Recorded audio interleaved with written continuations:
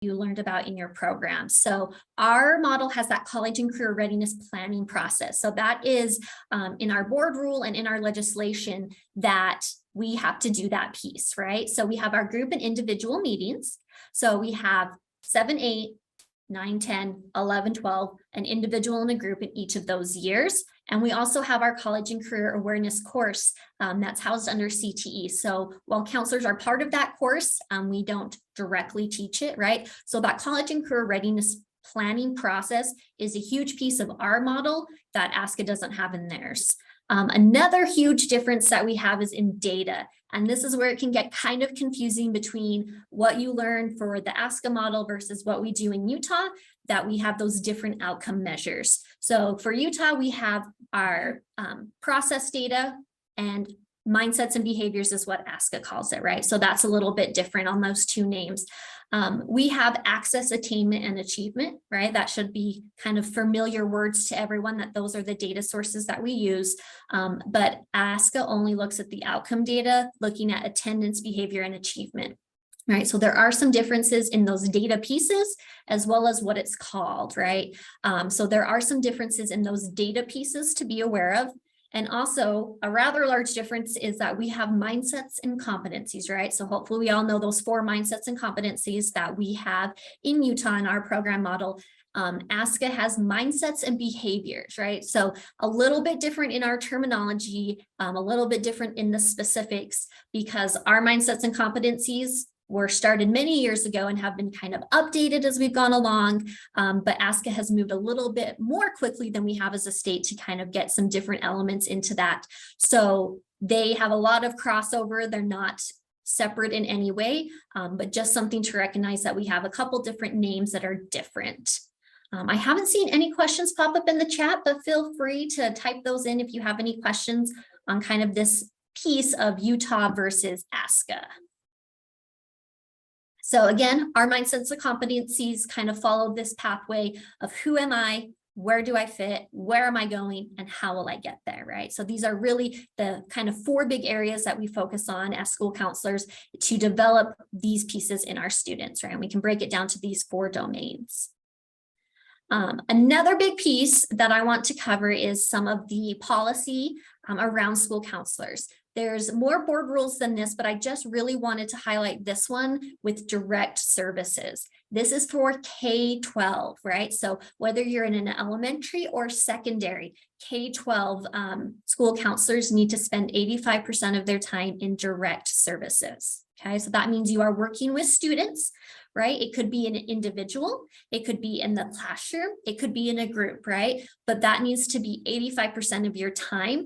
And there's a support document that you can find on our website that goes into more depth about these things, that just talks about what is a direct service versus an indirect service. So that would be your program management pieces. And it also talks a little bit about appropriate and inappropriate duties for a school counselor, right? That's huge. We need to make sure that we're advocating for our profession to say, here's the things that I do as a school counselor, and here's the things that I don't do, right? And really being clear with our administration about what we need to be doing and how we need to be spending our time, because this 85% is K-12. So whether your program, like I said, elementary or secondary, 85% of your time in direct service.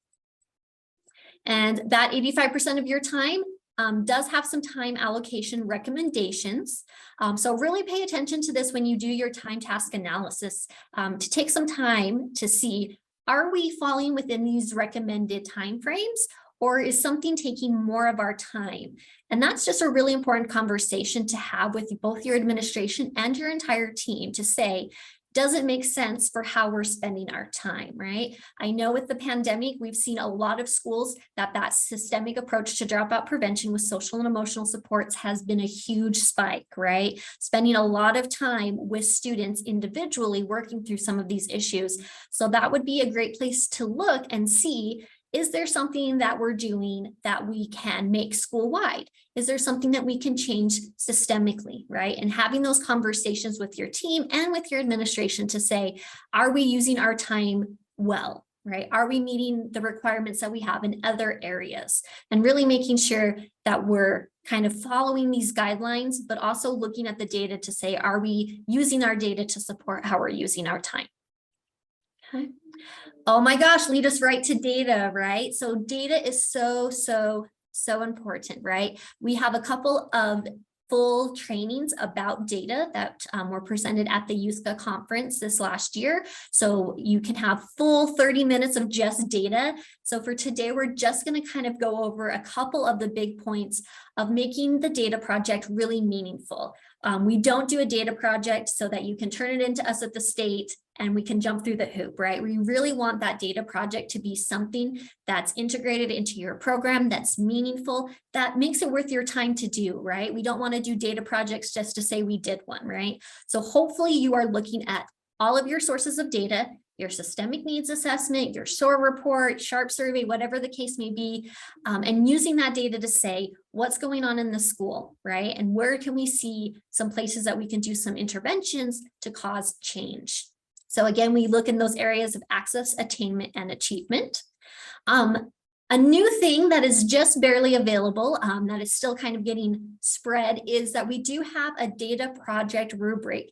And this is just a tool to help you as you're going through your data project to kind of reflect and say, how well are we doing on these different kind of pieces of the data project, right? So there's multiple different indicators in the data project rubric. This is just one to highlight making a SMART goal.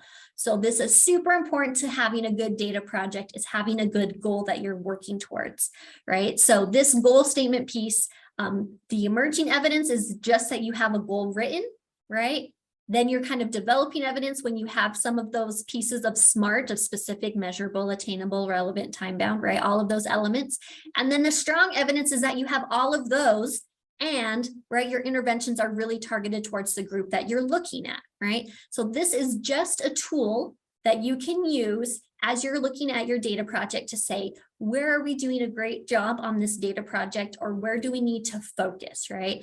And I picked this goal statement piece because that is kind of the foundation that you have to have in a data project, right? You need to be super clear on your goal and what you're trying to do and how you're going to get there, right? This is kind of that foundation piece for having a really great data project. So this is available online. The full data project rubric is on our website, so you can access that. And like I said, this is just a tool. It's not a requirement. We're not expecting to see these in your evidence boxes. This is just another resource for you to kind of self-reflect and see if there's any areas on your data project that you might want to look at more closely in the future. Now we're going to talk a little bit about the principal-counselor collaboration. So important, right? We really need to make sure that school counselors are represented on all of the different school committees and groups, and anything that's happening, school counselors need to be involved in. I kind of say that we do so many things that sometimes it's hard to explain what we do as school counselors, right? Because we're involved in so many different things, but that's really important because we have so many connections on the academic side with teachers, right? As we work with students towards their graduation plans, but then we also have connections with families and with the community as we do our advisory groups, right? So as school counselors, we are really kind of a hub and kind of that centerpiece of a school. So it's so important that we're involved in all of those conversations, and that we're having those conversations with our leadership, with our administration, so that we can really be working hand in hand. So on here it says, we really want to make sure that we're working together on all of our goals, and it's really a team effort. So working with your administration when they're making those school improvement plans to say, what are those goals? How do they connect to what we're seeing from our data in our school counseling program? And how can we have alignment between those? It's going to be so beneficial to have kind of that collaborative on the same page approach for all of those goals, because then your data project can help support that. And a principal is going to love to have this wonderful data project that's specifically looking at one of those school improvement goals. So really important to work with your administration on goals, on data, and being involved in all of those really important meetings so that we can be doing our advocacy work for students. With that is our principal counselor agreement, right? So this should be done each year to make sure that everyone knows what they're overseeing and how things are going to be managed. And again, reviewing that data to set some program goals. And so that is one of the templates. So I'm just going to stop sharing. We'll Can you see my screen still? Excellent. We do have, please hold while my computer thinks about it. Oh no, Adobe's thinking about it. We do have our principal counselor agreement that's available on the website, right? Let me just, Zoom is not wanting to collaborate very well with Adobe, but hopefully you are all familiar with this annual agreement that you can fill out, print, right? And have it saved in your evidence box. So that is a super useful tool to have, okay? So with that, that leads us right to our templates. So there are many templates that are available. Your screen sharing is paused. All right, let's go to the internet here. So on our website, there has a lot of information. I'm going to make everyone sit for just a second to get to our templates. So we do have that principal counselor agreement template available. We also have our school data summary, which is a great tool to kind of organize your data and make some plans. And then we also have other templates that you can use as far as making your plan for your mindsets and competencies action plan, your lesson plan and results report. So just know that these templates are all here for you to use, right? And you'll notice up here is our on-site review performance self-evaluation for existing programs. I know many of you are probably anxious to talk about our program reviews. So I'm gonna just stop sharing and reshare. My goodness, Zoom is just having a moment here today. So is this going to take me? Okay, perfect. Hopefully you can see that. So every year you should be filling out your blue book of your self-evaluation for your program. Okay, so this is yearly looking at the program. We're going to talk about individual counselor accountability in just a minute, but this is for your program. So you and your team at the end of every year should do that self-evaluation. Every 3 years, you have your interim review, which is done by your district or charter. And it's very similar to what we do in our formal review, but every 6 years is when USBE comes to do that formal on-site review. So Bethany or I will come to your school, we'll go over your data project, we'll go over your self-evaluation and kind of have that program accountability. So there are 7 standards and assurances. So I am going to just stop sharing one more time. Sorry, friends, for so much sharing and unsharing. But I do want to share our blue book with everyone. Yes, this is all available online. We no longer print because everything is digital. All right, friends. So hopefully you can see our blue book, right? This is our self-evaluation that you do at the end of every year. And then it's part of what you submit for your evidence. So I'm going to go to just a couple pages just to highlight. And this is a great book for like a refresher, right? So if you're just like, I don't want to read the whole program model, that's too many pages. This is fewer pages and it kind of is just the bare bones talking through a little bit about school counseling. So a couple of pages to highlight is just this summary page, right? That talks about here's the model, here's what's going on, okay? And then also I want to highlight this page where you put your ratio and then that time task analysis where you're talking about how you are spending your time between those different distribution areas, okay?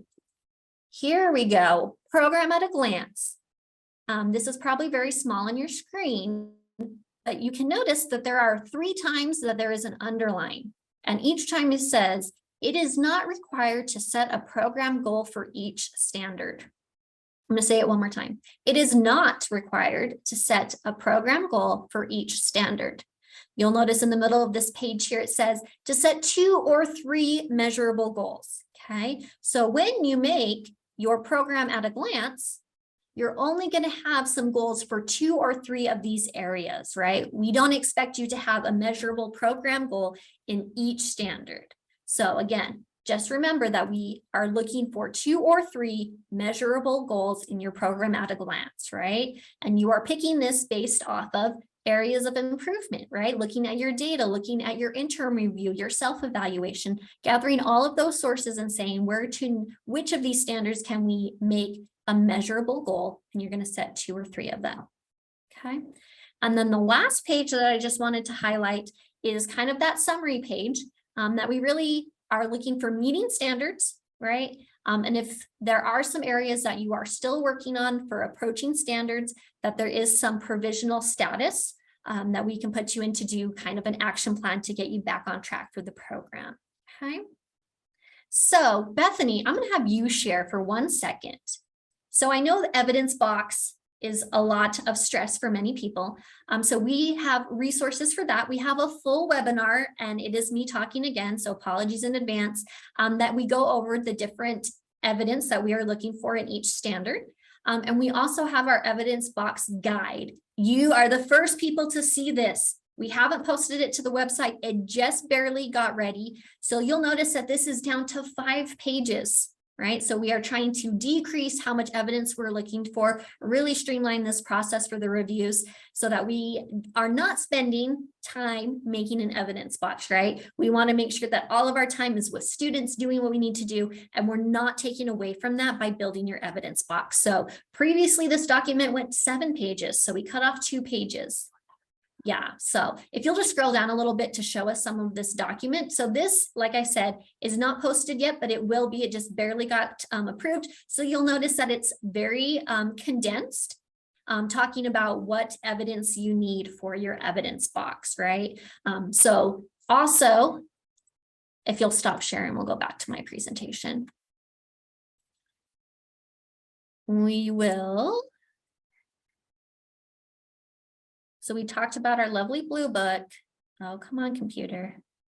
So like I said, it is not a full list of every single item that we are expecting to see. This really is a time for you to think about what evidence demonstrates that we are fully implementing a school counseling program, right? So we do have a lot of leeway in that as far as we don't have specific things that you must include, but we do want to make sure that there are some consistencies across programs, right? So we are going to be looking for like your systemic needs assessment, right? The analysis of that, really making sure that you're using that data to inform your program, okay? So you get to determine what other documentation is necessary. I mentioned this previously, there is individual accountability. It mirrors the standards from the program accountability really closely, but this is different. This is looking at you as an individual, your behavior, your contributions to the team, but very, very similar to what we look at for our program. Okay. Professional development, we really want to make sure that everyone remembers their updates and essentials training. There is both secondary and elementary. Right now for the secondary, we do have 2 options of Canvas or in person, and we post that information on our listserv. So hopefully you're all members of the listserv because you're here. And then we also have the elementary option, which is right now just on Canvas. So 2 different updates and essentials training. And just a reminder that that updates and essentials training is required every 6 years with your formal review. The other big piece of professional development is that college and career readiness certificate. All of our friends who in our poll are currently in a program are working on this right now. So you will graduate with this, which is awesome because we believe that the college and career readiness certificate competencies that are in there are super, super important and valuable for school counselors. So we really can be connecting all students to both college and career readiness. Oh, if you're not on the listserv, you can find that information on our website. I believe it's under the resources tab that you can sign up for the you can sign up for the listservs. If you're having any issues or problems, feel free to reach out and email us and we can get you added in if you're having any issues. Other professional development, we do have a very similar webinar to what we did today, another 30 minutes at lunchtime for your administrators. So just going over some clarification about the role of the school counselor and how school counselors and administrators should always be collaborating. So if you do have some new administrators or those that are thinking about, adding school counseling programs in the elementary, this will be a great time to kind of get that really quick, brief overview of what school counseling is about and best practices for how school counselors should be using their time, right? So if you need to have a reminder of that for any of your administrators, send them the link so they can come to our webinar. That's going to be on Tuesday, October 4th. So it is coming up right around the corner. And like I mentioned, we are here to help you and support you. Bethany and I are new to the state. We were both school counselors working at a high school, doing the work that you're doing. So we get it, right? We understand, and we want you to know that we are here to support you. So if you have questions, if you have concerns, please reach out to us. Email is the best way to reach us. So send us an email letting us know what's going on. If you feel like there's something that you need more training or support on, let us know that as well. We really want to make sure that all of our school counselors feel really, really good about knowing what their job is and having all of the tools and resources available to them to kind of do that job really well. All right, friends, I think that was close to our time. I'm going to go ahead and stop sharing and see if anybody had any thoughts or questions or something you were hoping to hear about today that you missed. Was there anything that we did not talk about today?